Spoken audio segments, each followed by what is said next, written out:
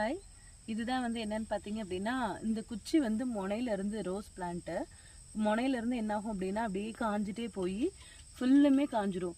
இங்கே பாருங்கள், தளிர் வர்ற மாதிரி இருக்குது, ஆனாலும் பாருங்கள் எப்படி காஞ்சிருக்குன்னு.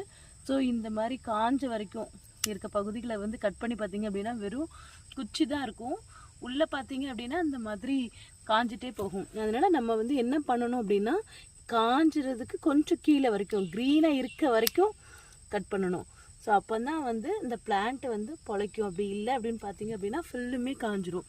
நல்ல ஷார்ப்பான கத்திரிக்கோல் வச்சுட்டு இந்த மாதிரி காஞ்ச பகுதிகள் எல்லாமே நல்லா கட் பண்ணி விட்டுட்டிங்க அப்படின்னா இது வந்து பரவாமல் நம்ம என்ன செய்யலாம்னா தடுக்கலாம். ஸோ அதை ஃபுல்லுமே நல்லா கட் பண்ணிவிட்டு, இங்கேயும் பாருங்கள், இதுவும் பார்த்தீங்க அப்படின்னா நல்லா காஞ்சி தான் போயிருக்குது. ஸோ இதை வந்து கட் பண்ணிடலாம். கட் பண்ணிவிட்டு நம்ம என்ன பண்ணணும் அப்படின்னா, இங்கே பாருங்கள், குச்சி தான் இருக்குது, இது அப்படியே